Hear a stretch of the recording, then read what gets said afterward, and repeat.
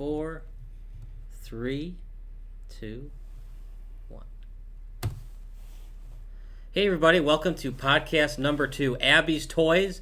We are no longer doing Mac Dough for the time being, but we probably will do that for another rendition of what we do here with Abby's Toys. So with CEO Phil, I am your video and audio production manager, Kyle Smith.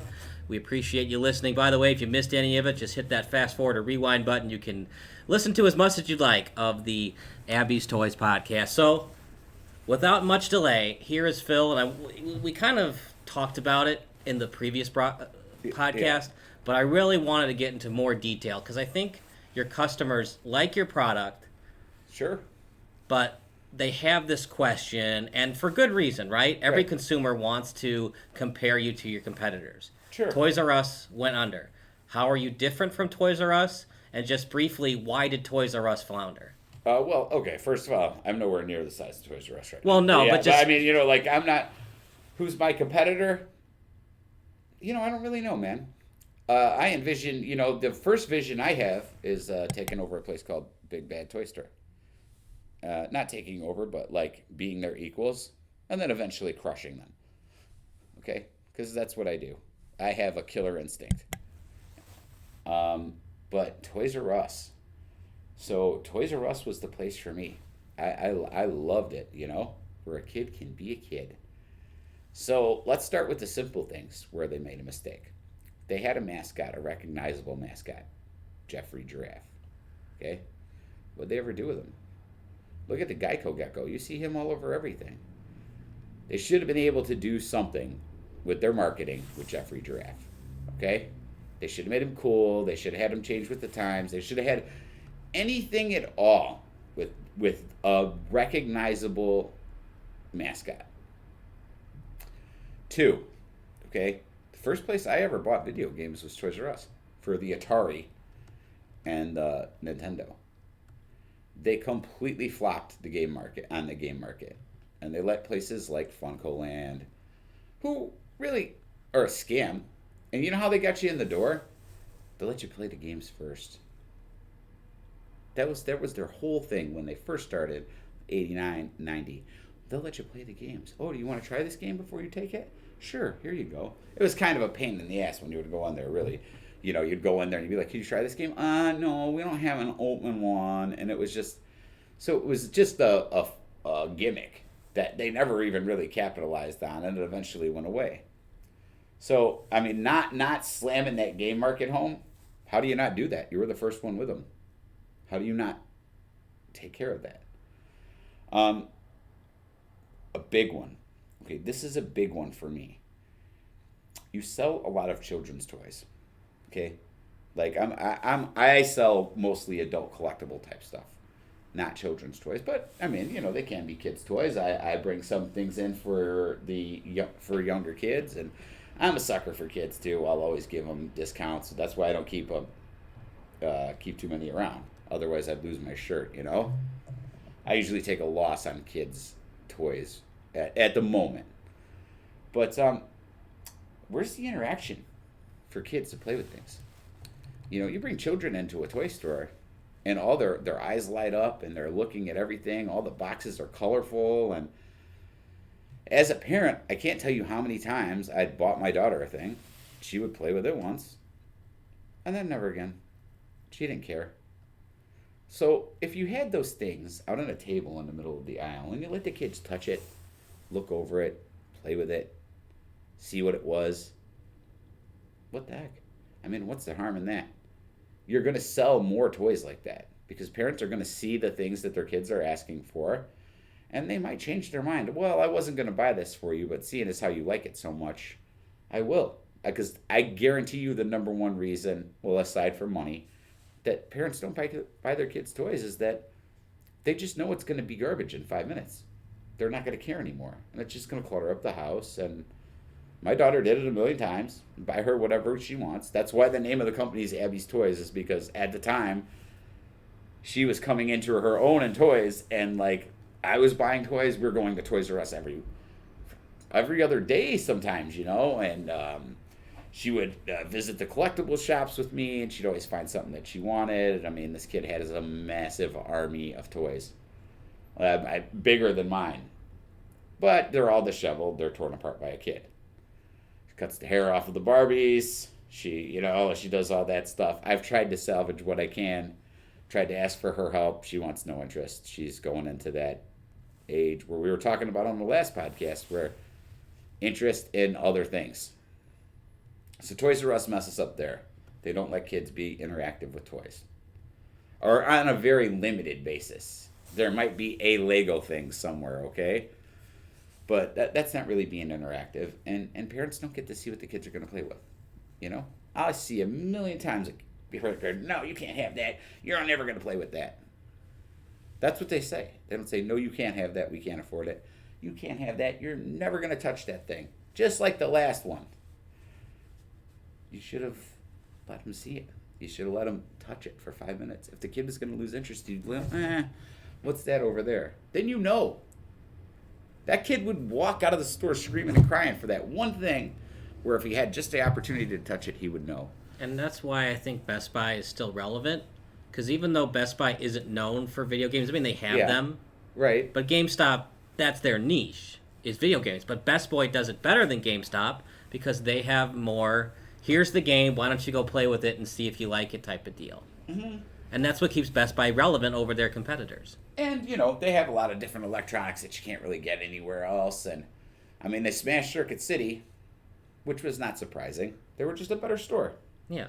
And yeah, there is a little bit more interaction. There's a lot more salesmanship there when you go there. People ask him, what do you want? They got laptops. They got all kinds of stuff. But so did Toys R Us. Now, Toys R Us was getting all the adult collectibles. Okay. But you could tell right away, their exclusives were crap. Like, they were not getting... Sorry about that. Maybe it's the guy from Toys R Us, the CEO, saying, don't you badmouth my old company. And they just missed the mark in every way you possibly can. And I was just showing you a video a few minutes ago, and if you guys are familiar with the movie Swingers, there's a scene. Can you play it? Yeah, sure. Why not? All right. I mean, I'll get the mic a little bit closer. What's the worst they can do? Sue us? Well, I mean, it's already on YouTube, so they're already getting their copyright money. So this is a movie from this is a clip from a movie called Swingers. It's a 1996 movie. It's got Vince Vaughn and I think Jon Favreau. Jon Favreau, yeah, director of Iron Man. So it all plays in. That ditches, baby. Yeah, what a surprise. What's wrong? I saw you talking to beautiful brunette baby. Look, she didn't like me. Okay, I'm gonna fool of myself. Baby, don't talk that way. You're so money and you don't even know it. That's what I keep trying to tell you. So don't mess with me right now. Baby, we're not messing. We're not. Don't you want me like a big bear with claws and with fangs, big fucking teeth, man. Fucking teeth on you. And she's just like this little bunny who's just kind of cowering in the corner. Shivering. Yeah, man, just kind of, you got these claws and you're staring at these claws, man, and you're thinking to yourself with these claws, you're thinking, man, how am I supposed to kill this bunny? And you're poking at it, man, you're poking at it. Yeah, you're not hurting it. You're just kind of gently batting the bunny around, you know what I mean? And the bunny's scared, Mike. The bunny's scared of you. And you got shivering. Because these fucking claws and these fangs, man. And you're looking at your claws and you're looking at your fangs. And you're thinking to yourself, I don't know what to do, man. I don't know how to kill the bunny. With this, you don't know how to kill the bunny. Do you know what I mean? You're like a big bear, man. So you're not just like fucking... No, I'm not fucking with honestly, you. Mike, I'm telling you, you're money. You're so fucking money. All right, I want you to go over that road. I want you to get those digits. Your money. Come here a second. Listen. Now, look it. When you go up to talk to her, man, I don't want you to be the guy in the PG-13 movie. Everyone's really hoping makes it happen. I want you to be like the guy in the rated R movie, you know? The guy you're not sure whether or not you like yet. You're not sure where he's coming from, okay? You're a bad man. You're a bad man. You're a bad man. Bad man. So, that video pertains to this. Why? Because I feel exactly the same way about Toys R Us. You're a big bear with these big claws. You should destroy this industry. You killed KB Toys. Okay? You smashed Child World. These are places that are local to us, Sure. to me. I don't know if they're for everybody. Yeah, but I mean, even though Marshall Fields wasn't that big of a national brand, people in New York City and LA still knew of Marshall Fields. And I think KB Toys was the same way in comparison to Toys R Us. Yeah, right. And you know what? And now who do they give it to? They give it to Walmart. What does Walmart do? They release a wave at a time. They give you a couple two figures, right? Those guys are in there at 6 o'clock in the morning. They go snatch them right off the shelf, and that's exactly the way Hasbro wants it. Mattel, they want it gone, man. They want it sought after. They want people running in the stores to get it. They want that supply and demand and pre-order. They want it. They want to know what their sales are going to be. They keep it locked down so that they know that every unit they put out, with the exception of like Yavin Luke Skywalker or, Lando, that everyone is going to sell right away. We gotcha. Sure. Oh, the new McFarlane stuff out? Gone. Now there's misses. They don't hit everyone, but for the majority, they don't miss. And none of them do. Marvel Legends, He-Man, the re-release He-Man stuff. We're sitting around here looking at stuff. Ghostbusters are getting a little flooded. I got some here. But Star Wars? Never. Transformers? You see a few shelf warmers, but not many. And that's it. And I gotta be honest with you. I'm tired of the hierarchy. I'm tired of it being that the guys that are there at 7 o'clock in the morning and the one that can run the fastest gets everything. Okay? Yeah, early bird catches the worm is fine, but just because you're getting the product at 7 a.m. doesn't mean you're the end-all, be-all of selling toys to the public. Just means you don't have a freaking job. What about the guys that have jobs that got to Sure. be there, that want to collect, but, man, I got to be at my work at 6 o'clock in the morning. I mean, I know guys that'll take a day off of work because they got to go get the new video game or whatever. I mean, it happens. I remember doing it for Grand Theft Auto Vice City. Yeah. I left work. I was like, hey, it's out today. I got to go. Played that thing all day. But you can't do that every day. And, but you know what? I can. Do you think if Toys R Us had waited until after the holiday season to declare for bankruptcy, they might have had a different end result? No, they would have never had a different end result. Maybe it would have lasted a little longer, but they would have never had a different end result. They had the market cornered, and they let it go with bullcrap. They let it go with, people want to touch toys. Like, if you're a collector, you want to go someplace and you want to see the thing up close. There's nothing worse than getting something online and then seeing it and being like, oh, I didn't know it was like this. Like, I didn't know it wasn't articulated. I didn't see that in the picture. Or I thought it was something else. There's nothing better than that up close, personal, wow, look at this. And you know what? You don't discover new shit online. Okay? That's something you never do. You do that in the toy store. Okay? And if you're smart enough to keep a few things out, like we're gonna do here. And answer's really easy. I get stuff in boxes come damaged. I don't want to sell it. You know why? Because I want to play with it. That's really what it is. I want to take it out of the box, see what it is, how it works, see if it's fun or not. I'm gonna have a table in the back. I don't know who that is, but I always got to put my phone on silent. You never know who's going to call you, but you're bringing up a lot of good points. Right. And I just want to continue this Toys R Us just a little bit longer. Sure, go ahead, please. So that people know when they're buying Abby's Toys, it's completely different from Toys R Us, and that's why I bring this up, because some people, for good reason, have a negative viewpoint on toys because their largest seller of them failed. But Abby's Toys isn't going to fail. And we're going to get that in a couple of minutes. But just back to Toys R Us. Yeah.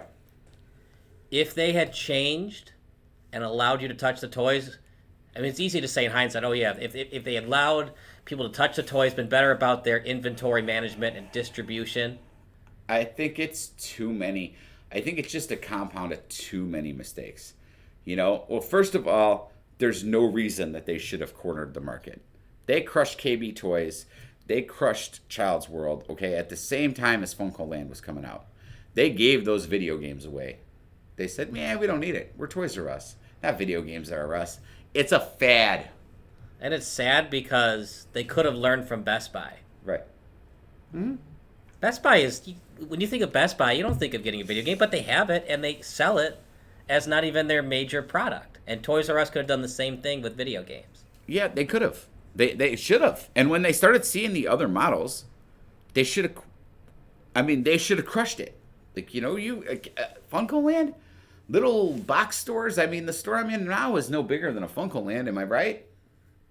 This is what a Funko Land is, or it's a GameStop now, but this is about the size of it. Even like Walmart and Target. When you think of Walmart and Target, you don't think of video games, but they sell them, and they do a good job of letting you play with the games, depending on each Walmart and Target location, and just something that Toys R Us failed to do. And I think it's really sad, because if they had just changed a little bit of their marketing, people loved Toys R Us. I loved it when I was a kid. You loved it.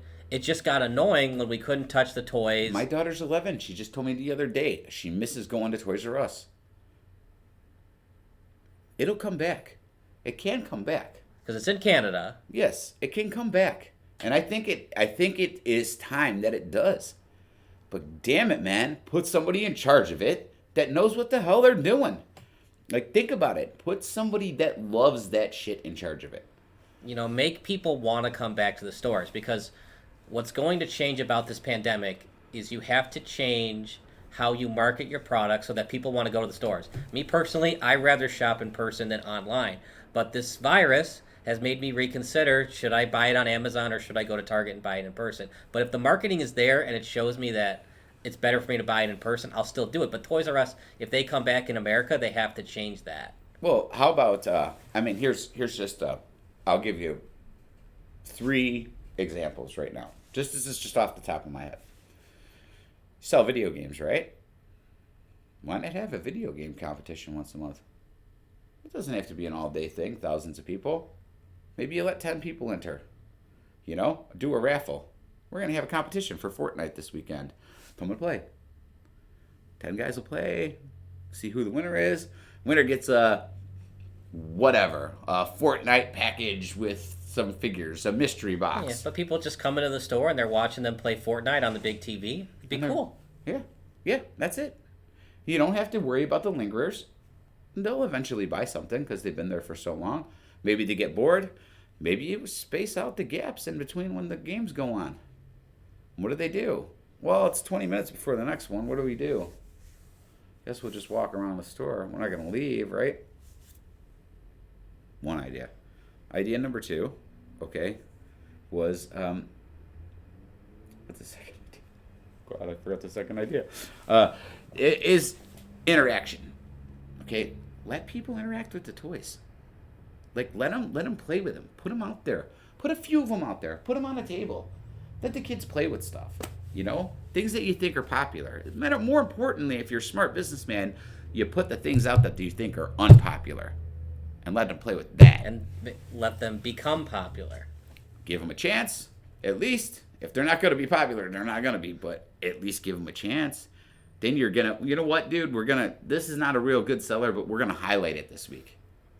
Because when you run your commercial breaks, you need to be smart about advertising, and most companies are. When you run a commercial break on TV and radio, it's usually a product that could already sell itself, and you're just making it sound cooler. Yeah. But for Toys R Us, you can do that, obviously, with your TV and radio advertisements, but you can also show toys that aren't as popular, that don't always sell themselves, and let them play with it. And that's just something that Toys R Us didn't do early on in the 2010s. And maybe you missed something great. Like, maybe some toy out there that was like, man, that was so cool. Some kid had it, and then they just stopped making it. Why? Not enough people bought it, not enough people looked at it, not enough people cared. And Toys R Us had the power to change that. KB didn't have the space for that kind of stuff, but every Toys R Us location was huge. They were independent buildings. They had big parking lots. They had all the stuff. And they're making a fortune on baby diapers and all their baby stuff because they all did that. But, they missed it there. And then, finally, don't let the collectors run in the morning and clear your shelves. Don't. Just stop. Just don't put everything out. Let those guys, keep them guessing, move your shit around. Believe me, if I've got 10 Star Wars figures here and I'm selling them at a decent price, not one guy is walking out the door with all of them. It'll never happen. Never while I'm in charge. I will see it and I will shut it down. No, dude, you get 2. Yeah, inventory management. Now, I don't have an economics degree, but from working in retail as long as I did, inventory management should be your number one priority. Then Yeah. marketing, then advertising, then overall employee engagement. But if you don't know how to manage your inventory and your distribution and relationships with the manufacturers, Toys R Us couldn't do that, and they were in such debt that they had no choice but to file for bankruptcy at the worst time Right. for retail. Oh, well, why is that? I mean, it's not 100% their fault. You know that, right? Yeah, it's not 100% their fault, but Because it's Walmart's fault. Walmart is the one that knows how to do it. Walmart brings their new stuff in once a week, man. And they get all those exclusives, and they sell that shit out like that. All right? I've been clocking Walmart for 6 months. I got them cold right now. Okay? I know when their stuff's coming. I know when they put it out. I know how. I know what they're doing. And if I wanted to be an asshole, which I could go clean out give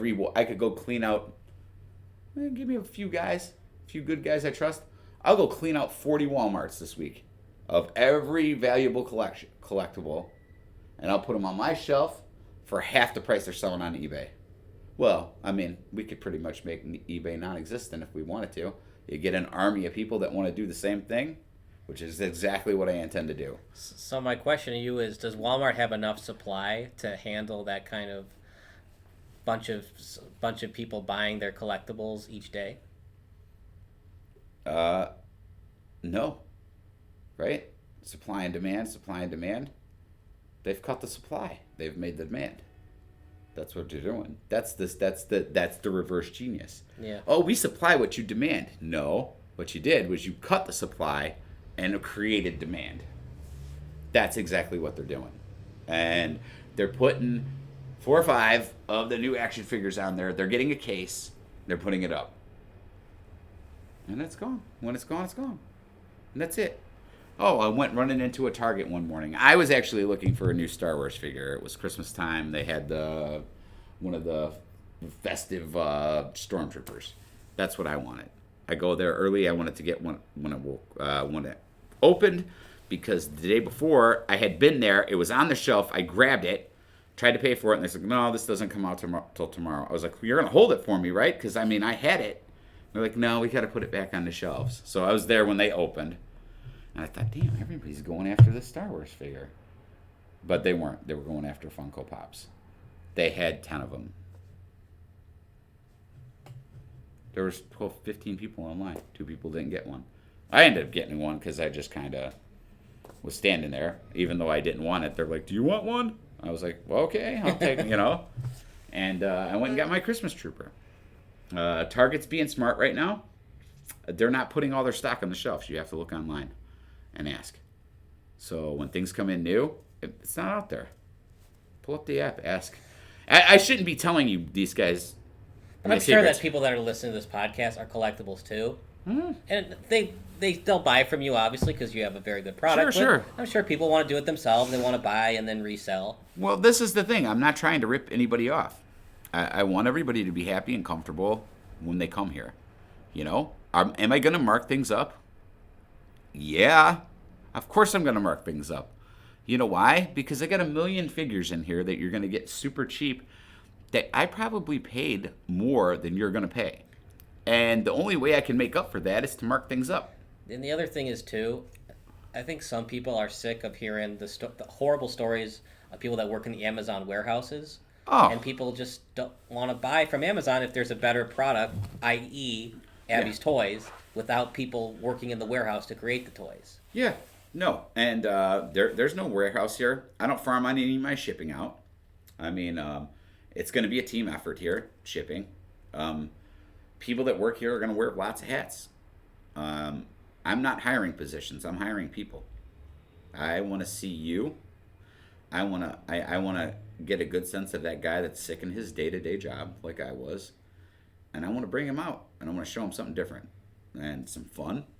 And I don't want him to watch the clock when he's here. I want him to work. And I want him to love what he's doing. Somebody that has the same passion that we do. Letting a child enjoy their toy, and even an adult that collected Iron Mans and Spider-Mans when he was a kid, and he wants to still do it as an adult. Right. And now listen, I talked to a guy on the phone the other day with the big heads. You know who you are. Some vinyl pops. which I'm still considering, by the way, just because I haven't gotten back to you. I talk to a lot of people, and I want you to talk to me because I want to hear what you have to say, and that way we get better, and we become better than Toys R Us. We become better than Walmart, Target. You know, when Walmart and Target notice me, then I know I'm doing the right thing. My goal is to have an AbbeysToys exclusive. Transformer, Star Wars, whatever. That's my goal. Yeah. When that happens, I might sleep that night. I can't guarantee it, but it's a possibility that I will sleep that night. And I think that's what's cool about AbbeysToys, and nothing against Walmart or Target, but they're not known for toys. They're known for everything. Yes. Whereas at AbbeysToys, if you really just need to get that toy for your son's birthday party, AbbeysToys is going to be that fit for you, and you don't have to worry about horror stories that you read on Fox News and CBS News of people working in the Amazon warehouse. We don't have a warehouse. No. It's down to earth people who box the stuff for you. Yeah, well, we are. I am actually moving into somewhat of a warehouse. Yeah, but not like, not an Amazon $15 warehouse. an hour, no bathroom breaks type of warehouse. No, I mean, for your employees. I'd like to get to the point where we have that type of space, but it's not going to be $15 an hour and no bathroom breaks for the employees. Like, when that growth becomes everybody's number one goal, then I have failed you. Okay? That 25% a year. We need to make 25% more a year. 25% more a year. 25% more a year. Don't make 100 because they're going to want 125 next year. Like, that's the thing. That's what you're trying to avoid with AbbeysToys. Yeah, I mean, we all want to make money, but do we really need 6 yachts?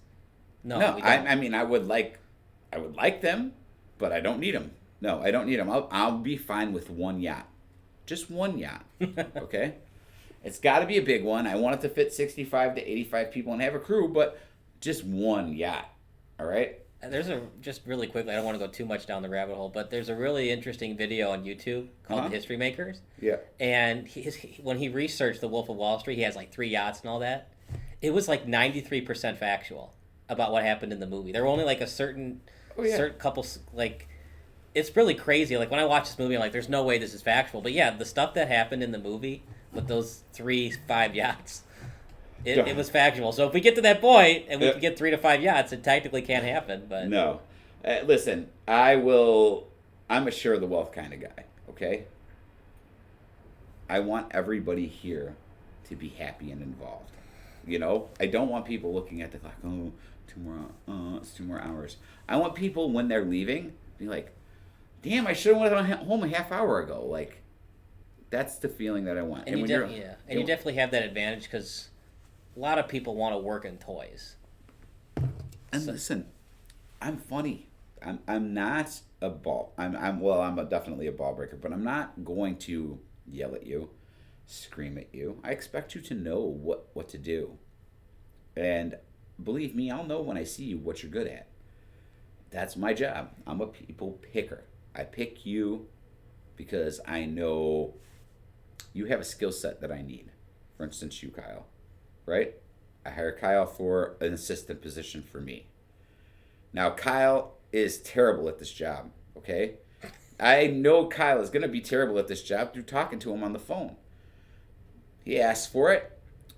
I reluctantly say kind of yes because, to be honest with you, I want to know Kyle, and I want to hang around with Kyle. Now, you listen to this podcast, if this was just me doing it, I suck. But Kyle brings some legitimacy to it, and he helps me get my message out there in a better way. So I don't let go of Kyle. Okay, I can't keep him full time, but I try to take care of him the best I can. I have another guy, Ivan. You heard his drunk ass on the podcast last time. And Ivan is amazing at it being intuitive about what I want. A hard worker. I'm trying to get him on full time. And I want to take care of the people that are here. And I think when I do those things, that the work that everybody's doing, that is at 100%, and that they care about, shows you how we're different. You know? Will you pay over market price for something? You're damn straight you will. Okay? But be sure that we worked hard to get it for you. So you're not paying for, Hasbro shipping me a box of toys. What you're paying for is, hey, listen, we went out, we worked our ass off to get this for you, to bring it into the store, to give you a better price than most everybody else has it, and one that you're comfortable to spend. And I think that's what's cool about Abby's Toys. We're never going to fully compete with Amazon, but when they purchase a toy with Abby's Toys, they're buying a service. If you want to buy that Iron Man on Amazon, God bless you. I'm not going to stop you from doing it. But if you want a quality service product and you know that it's not coming from a major warehouse, the problems with Amazon is well talked about in the media. I don't have to go into it too much detail, but if you want a quality service, you go with Abby's Toys. If you just want to buy that Iron Man, you don't care what you have to pay for it, then go ahead and go on Amazon. We're not going to stop you from doing that. And you know what? You're never going to meet it. You're never going to meet an executive at Walmart in your life when you go there. I promise you, everybody that's listening to this podcast, if you just be patient, you will meet, you will talk to me, you can call me. The number that is out there is my personal cell phone number. I have no intention of changing that until somebody starts harassing me. When I get harassment, the phone number changes. Just don't be a jerk, and we can continue the professional. I don't think that anybody right now that is listening to this, or anybody that has joined our Facebook group or Instagram, I don't think you're assholes. I think you're smart. I think that you see what I'm doing and you want to be a part of it. And it makes me feel good. I talk to people. I see excitement in people's faces. Nobody looks at me like I'm a retard. Or, excuse me, like I'm stupid or like there's something wrong with me. They did for a minute, but now they're starting to see. Okay? And when they start to see, that's it. When everybody sees, I ain't playing, I'm going to get this stuff for you, and I'm going to work really hard. I'm going to do all the hard work you don't have to. So you can go to work on Monday morning, you don't have to worry about standing out front of Target and Kmart. And you know what? I'll have a limited quantity, but I'm going to make it fair who gets it. We appreciate you listening to this podcast. We're going to talk about another 30, 60 minutes about toys and the kind of stock that we have here at Abby's Toys. By the way, make sure to check out Sports Broadcast Solutions in collaboration with Abby's Toys. Sports Broadcast Solutions is a Chicagoland area sports broadcasting network that offers video production solutions for kids of all ages. So if you have a sport for your child and you can't go to the game, or your grandma can't come, or your mom can't come, we do that. We broadcast in Indiana and Wisconsin, Illinois, obviously, because it's a Chicagoland company, but also Iowa and Michigan. We do hockey, basketball, etc. Play-by-play announcing, pre- and post-game interviews, highlight reels, recruiting videos. For more information, go to the website at sportsbroadcastsolutions.com. Send us an email or call us, and we will make sure to get your next sporting event broadcasted, either live or on demand. Phil's back in the room, and yes. And I just want to say, if you don't like Joe Buck, Kyle's pretty good, because I don't like Joe Buck. You ever seen the? Oh my God, it was awesome. It was a couple years ago, and it was like a Yankees-Astros ALCS game. Yeah. And this guy's sitting in the front row, literally right behind the catcher. Yeah. Where's the sweatshirt? He takes off the sweatshirt. Yeah. And it says in big letters, all caps, Joe Buck sucks. Yeah. And the Fox camera is just eyeing it, and his wife is just cracking up. And the usher actually had to make him put the sweatshirt back on because it was on camera. And I got to give Joe Buck all the credit in the world. He was able to just go through that broadcast on faith. I think the problem with Joe Buck is just not enough energy, and it just doesn't seem like he cares about what he's talking about. Yeah, I mean, he doesn't. And listen, I'm a big fan of the team of the sports broadcaster and the athlete. Like, so you always got Buck with Aikman, Buck with somebody, but Buck just doesn't fit the bill of broadcaster. And it's also nepotism, and I get that there are some broadcasters that are sons of famous ones. I think Jack Collinsworth is fine. Right. I don't think he's as good as Chris, but obviously Chris played wide receiver for the Bengals, so he's always going to have that over his son Jack. But that's just the thing, like with Joe Buck, and there's a really funny video on YouTube about the 10 worst Joe Buck calls. Yeah. he was doing this Philadelphia Eagles game, and all he did was say Mitchell 10 times in a row as he's returning this kick 80 yards the other way. Mitchell. And I'm not saying that Joe Buck doesn't deserve his job. Like, he's good at it. He has a good voice. Right. But if I had to pick between Joe Buck, Al Michaels, even like Len Casper, I'd rather have Len Casper than Joe Buck because he has that enthusiasm and just the respect for his craft that Joe Buck is just monotone for 60 minutes straight. Yeah. I mean, he's very dry. He's very bland. I don't get it. It's lost on me. He doesn't really annoy me, but I don't think of him at all. As a matter of fact, most sports broadcasters annoy me.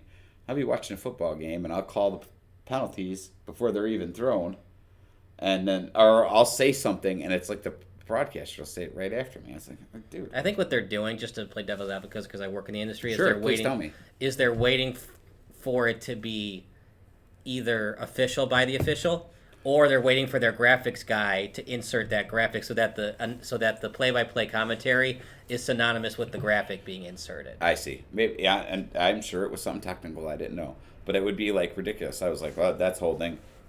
I think that was holding, Jeff. It's like, and I think some of it too is you have to dumb it down a little bit for the 10-year-old and 12-year-old that's watching the game, which I get, but you don't have to do it all the time.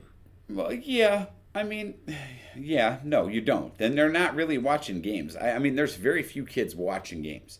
And the ones that do, watch them religiously. And they're seeing all of the F-bombs the players are dropping on the field.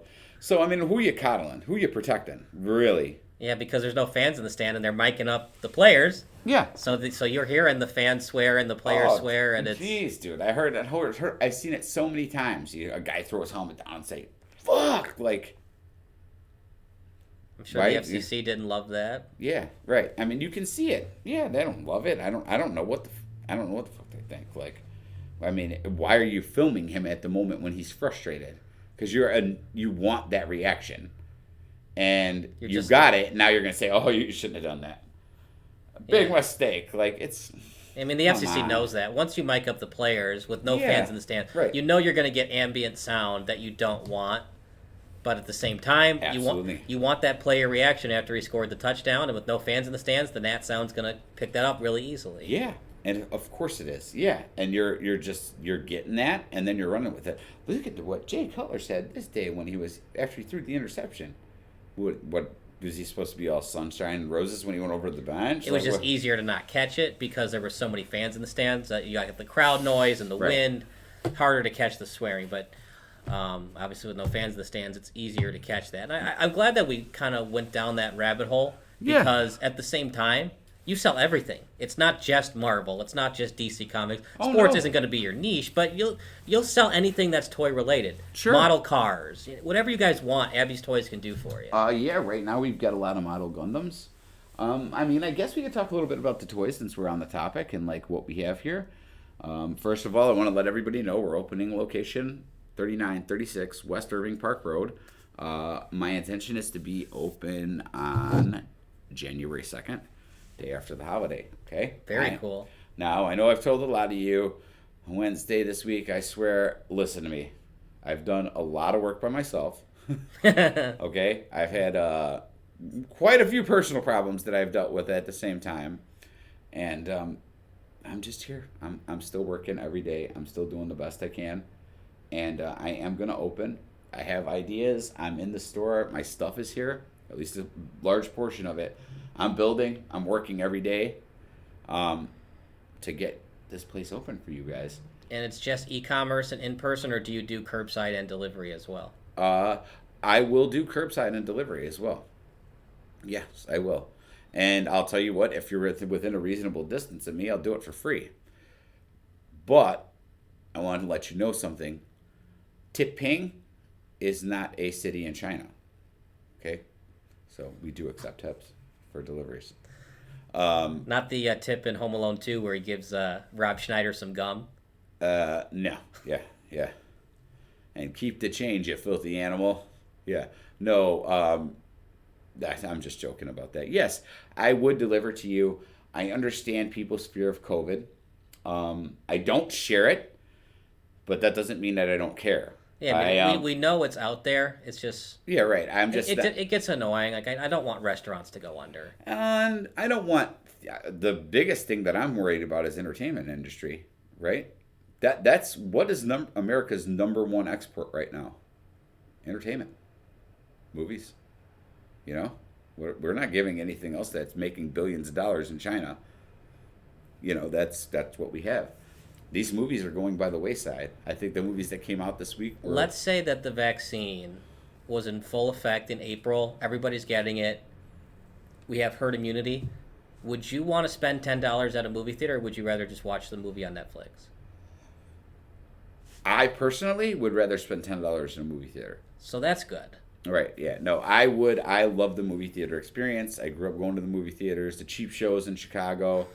And, yeah, I love it. I mean, I'll always want to see movies in the show.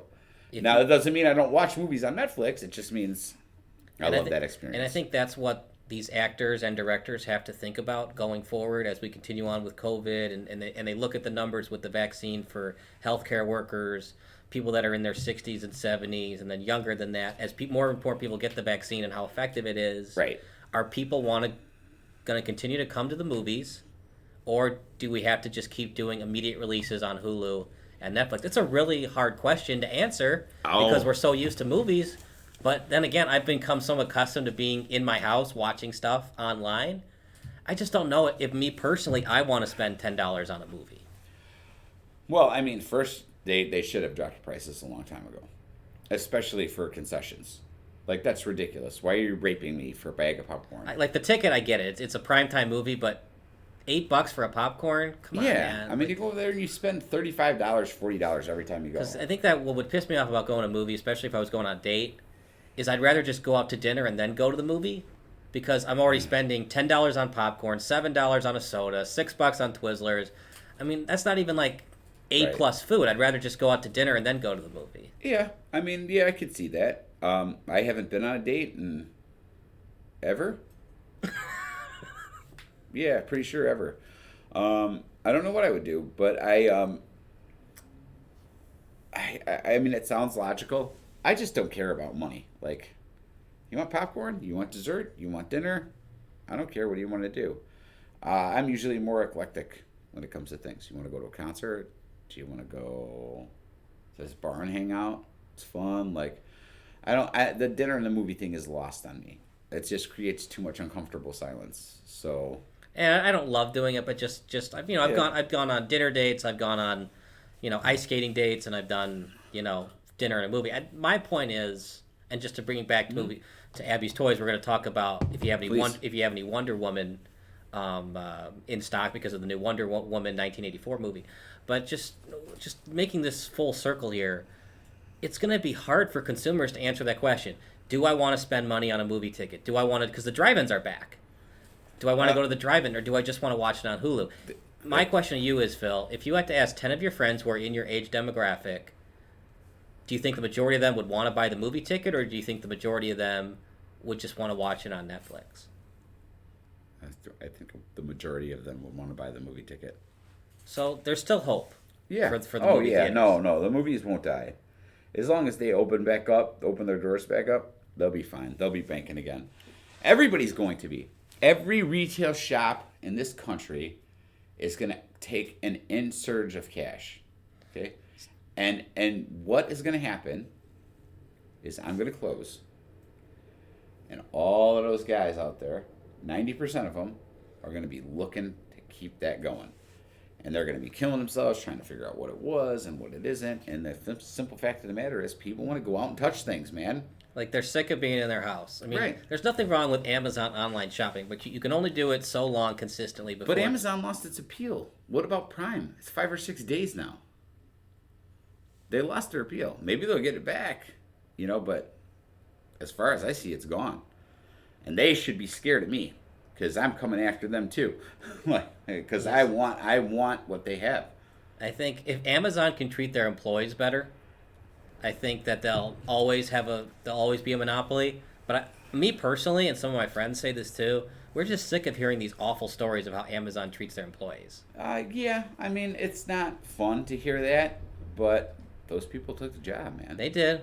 I don't think they going in that it was going to be $15 an hour, 10-hour days, no bathroom breaks. Oh man, I got applied. I applied for. They wanted me as a senior robotics technician, but they told me, well, you can't take any time off between September and February.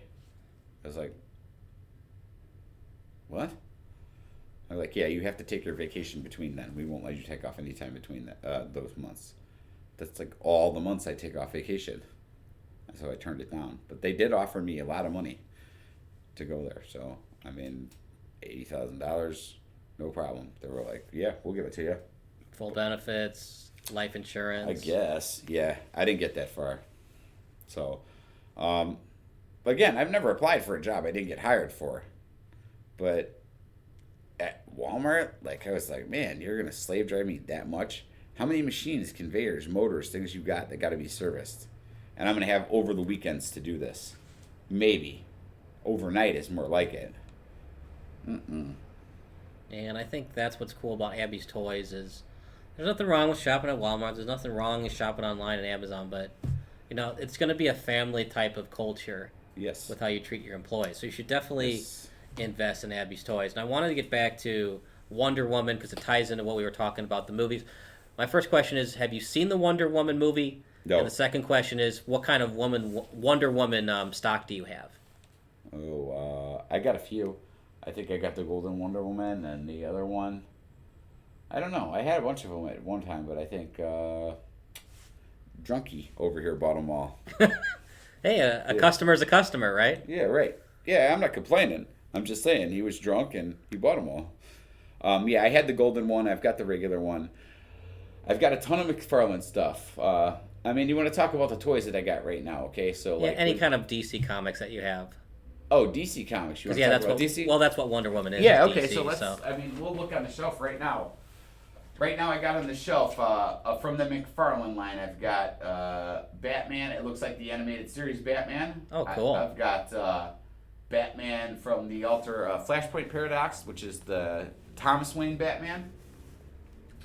I've got the Flash from the McFarlane line, which I got to be honest with you is the coolest Flash I've ever seen.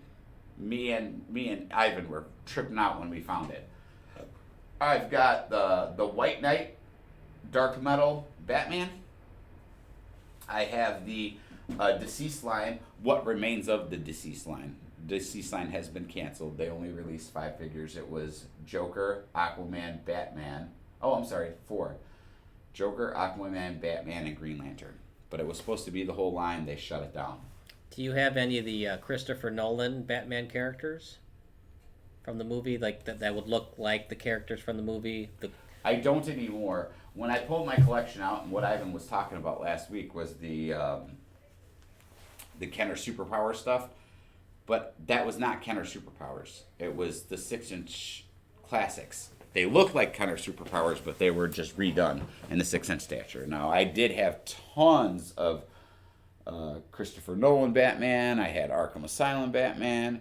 I think I got Arkham Asylum Batman in the back right now. As a matter of fact, let's take a look real fast. I'm going to go grab them because I think I got one right here. Phil will be back in 30 seconds. Like I said, we appreciate you listening to this podcast. Check us out, AbbeysToys.net. Phone number and email address is located both on the website and on the Facebook channel. And once again, working in collaboration with Sports Broadcast Solutions today. Check us out at sportsbroadcastsolutions.com. And here comes one of them. That one's mine now. So's that one. You're killing me, Smalls. Don't worry, guys. I keep all the damage box stuff. So these are the Arkham Asylum Batman and Deathstroke. Cool. From the comic, from the video game? Yeah, from the video game. Probably one of the cooler Deathstrokes I've ever seen. That's a really cool Deathstroke. Yeah, I mean, I think that's amazing.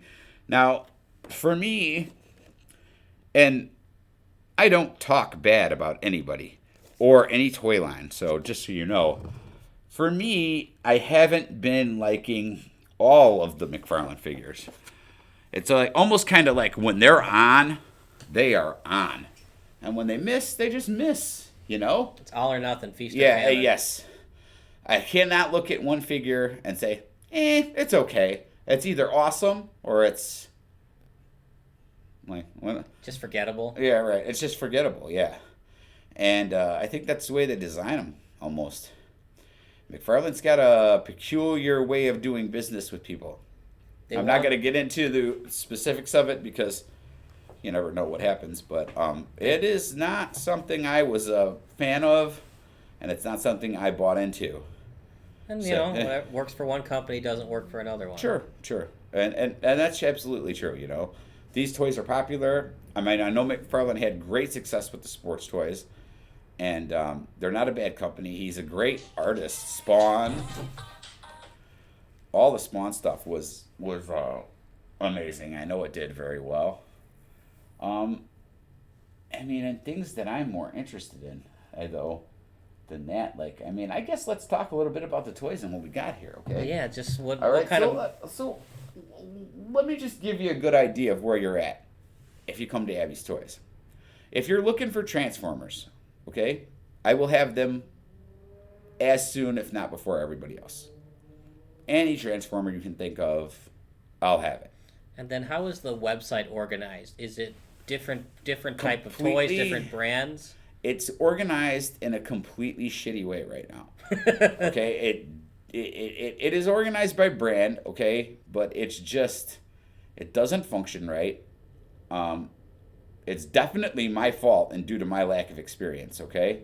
I literally put that website together in 3 days myself after photographing and inventorying everything, and I went one night until I had to pass out, and when I woke up in the morning, I found out that the website was not working correctly. Now, is there a search tab where, let's say I'm looking for Elijah Wood Frodo? Can I just search that, hit enter, and the results are gonna pop up right away of what you have? Yes, there is. Yeah, and I tag everything locally, so as long as you're looking up Frodo, you'll find him. You know, if I have him, or if you look up Deathstroke, you'll find all the Deathstrokes I have, or all the Batmans I have. That's all you have to type in, and it'll come up. If you don't have it, let's say it's Monday night, and I want Frodo. I email you. When would I expect to be able to pay for Frodo? For you to get it and then put it on the website, or just personally email me that you have it in stock? Usually on Monday night. You said? Yeah. Yeah. On Monday night, you're going to get a hold of me very easily. Okay? You're going to get a hold of me very easily on Sunday night, and probably Saturday night. You won't get a hold of me very easy on Tuesday night. Those are sleeping days. Tuesday and Wednesday are my days kind of. I don't ever take days off, but those are kind of my mental days off. That's when I eat. That's when I sleep. That's when I take care of myself a little bit, because Sunday, Monday, Saturday, Friday, they're just all swamped at night. And that's just the eBay stuff. I'll tell you another thing too. Guys that buy from me on eBay. When I lose my top rated seller, please be aware that it's my choice.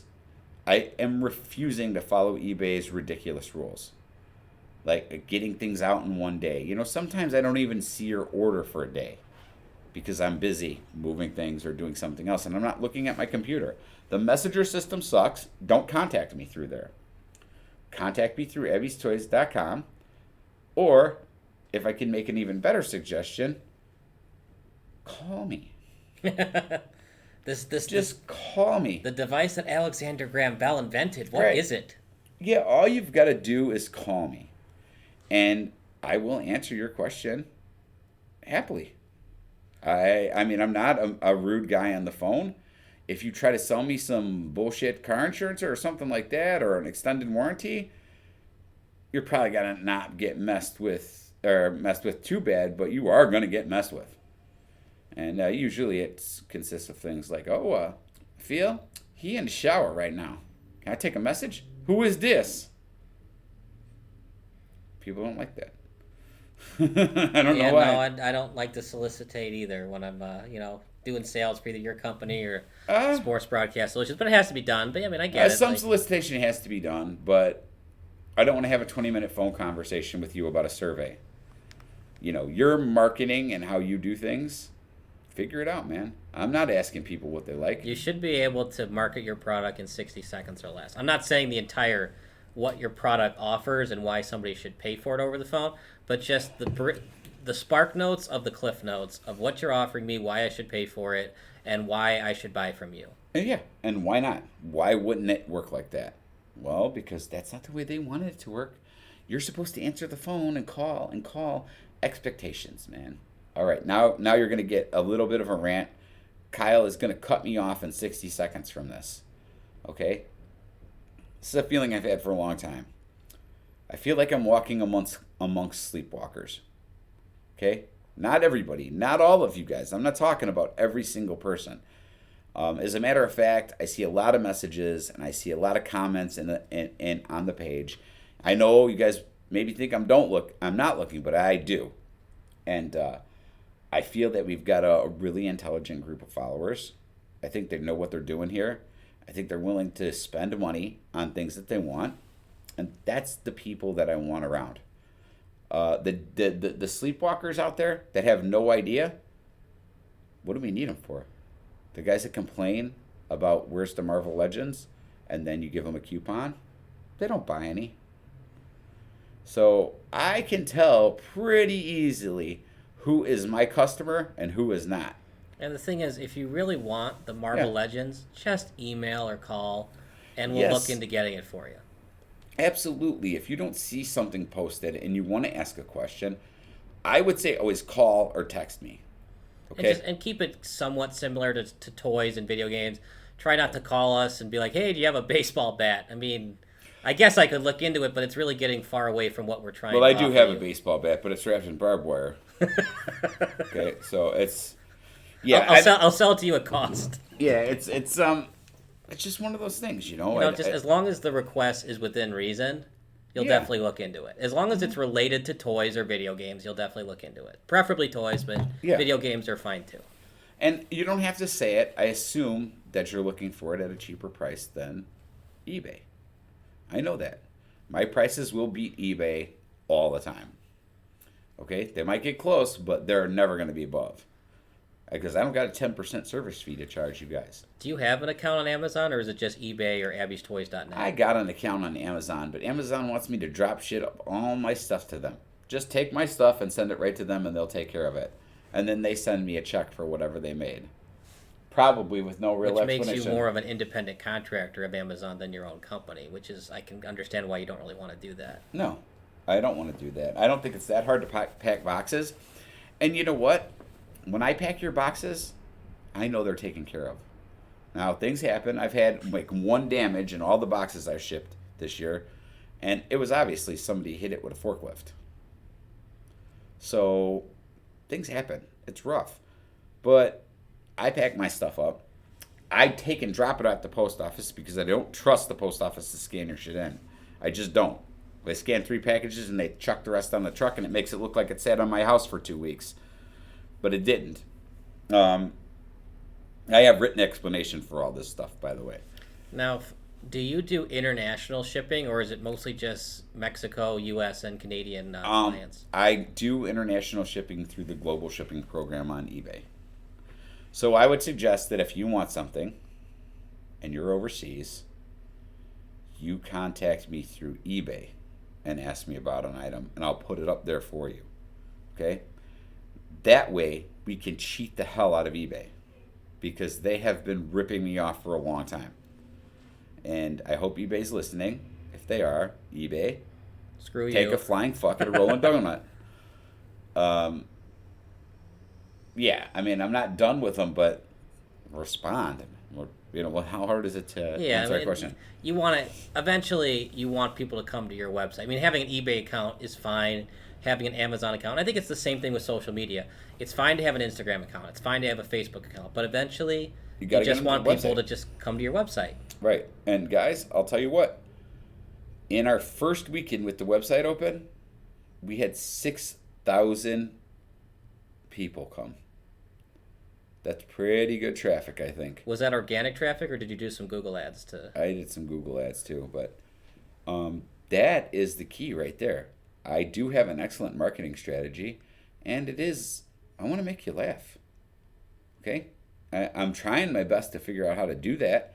I'm not good at making people just laugh, but I think if I get comfortable behind this mic, everything goes well, you'll just see my sense of humor and you will laugh. Last question I wanted to ask you on the podcast before we end this. Who is Probafet, and should we expect him on podcast number 3? Probofet showed up at my door. He was in boxer shorts, okay, a long sleeve wool sweater, and a prototype Boba Fett helmet. He told me I owed Jabba the Hutt for pod racing. To which I said, "Get the fuck out of here, you lunatic." I closed the door in his face, and the next morning I'll go out to work. He's sleeping on my patio in boxer shorts in the freezing cold. So I bring him in, sit him on the couch, get him something warm to drink, tell him I'm out of my house by the time I get home from work. Yet he's there. He's sleeping in my bed. He's using my toothbrush. He's using my washcloth, my shampoo, my soap. I cannot get rid of the guy. And if, heaven forbid, you say one wrong word to him, he starts crying. If you ever meet him in person, please do not mention his dad. Okay? He goes absolutely bananas over it. Well, Tears and the can't catch my breath. Well, yeah, Mace Windu thought his dad was too headstrong. Yeah, right. Yeah, obviously, chop that mother right off. I mean, I'm not Mace Windu. I don't even think I'm a Jedi yet. I'm still in training. You're a Padawan. Yeah. Well, Phil, you look absolutely exhausted, so I think we're going to I am. I don't know what the heck's the matter with me. I think it's sitting down, Kyle. Yeah, I don't know. But I think we're going to end the podcast as of where we are right now. Any final thoughts, Phil, before we end podcast number 2? I want you guys to stay on the lookout for all the great deals that we're going to have. I want you guys to keep on the lookout for the new website, which I have in my mind. And when I can build it, it's going to be a lot of fun. It's going to be really interactive. And, if you see Probofet, just steer clear of him, okay? He's not dangerous, but you hurt his feelings easy. And I lose a lot of sleep at night, and that's probably why I'm tired now. And he's a good guy, and he's great at finding stuff for you. So I won't get rid of him. But, if he keeps messing with me because you're messing with him, I'm going to punch him in the head. I don't care what kind of a man-child he is. Okay? Sounds good, Phil. All Well, right. I look forward to seeing Probofet on the next podcast, and get some sleep, and we got a lot of cool stuff in store for podcast number 3. So for Phil, I'm Kyle, signing off. We appreciate you watching, and make sure to check out Abby's Toys and Sports Broadcast Solutions on the Google Vision. Oh, yeah, don't forget, guys. I got them Super 7 Ninja Turtles. Oh. All snap, crackle, and pop. Yeah, well, you better come by. Absolutely. Well, so long, everybody, and have a great day.